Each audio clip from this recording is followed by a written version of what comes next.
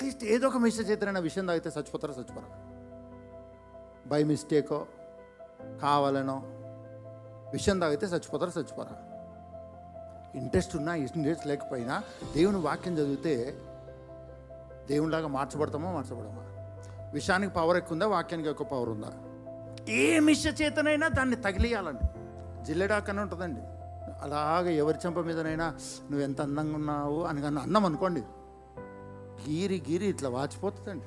విపరీతమైన జిల్లు వచ్చేస్తుందండి ఆ ఆకు తగలంగానే. దేవుని సృష్టి అయినటువంటి ఒక ఆకు తగిలితే దాని పవర్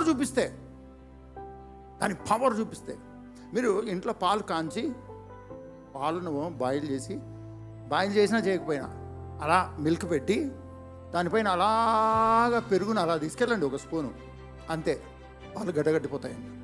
మీకు ఎవరికి తెలియదు, పెరుగు వాసన పాలకు తగలంగానే గడ్డగట్టిపోతాయండి.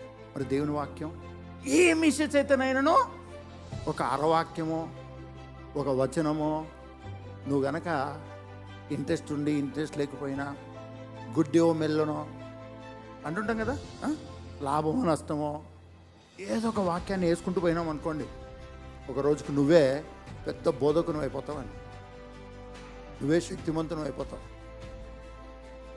మొన్న ఒక సిస్టరు వాళ్ళ అబ్బాయి గురించి ఒక పెద్ద కంప్లైంట్ చేసిందండి.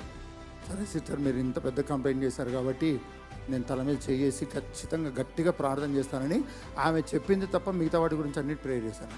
ఆ పిల్లడు నా ఫ్రెండ్ అయిపోయాడు. ఎందుకో తెలుసా అండి, ఎవరు మారుతాడు? మీ పక్క వాళ్ళని అడగండి, ఎవడు మారుతాడు చెప్పండి. ఎవడన్నా మారుతారా అండి? ఎవరు మారరు. ఏదో ఒకటి నిన్ను మార్చాలి, ఏదో ఒక ప్రభావం నిన్ను మార్చాలి. ఈరోజు నీ చేతిలో ఉన్న ప్రభావమే దేవుని వాక్యము.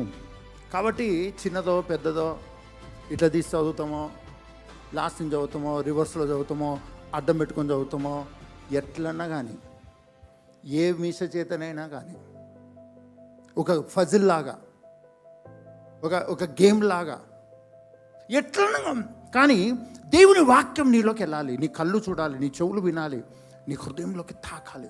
విషయం ఎంత తాగితే చచ్చిపోతారు?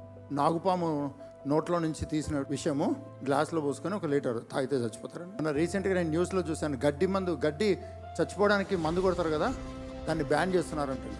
ఎందుకంటే గడ్డికి స్ప్రే చేయకుండా వాళ్ళు తాగుతున్నారంట, తాగి చచ్చిపోతున్నారంట. మనిషి జీవితం మీద ప్రతిదీ ప్రభావితం చేయడం కనపడుతుంది, కానీ నీ క్రైస్తవ జీవితంలో దేవుని వాక్యం నిన్ను ప్రభావితం చేస్తుంది. ఎంత చేంజ్ అనేది నీలో తీసుకొస్తుంది.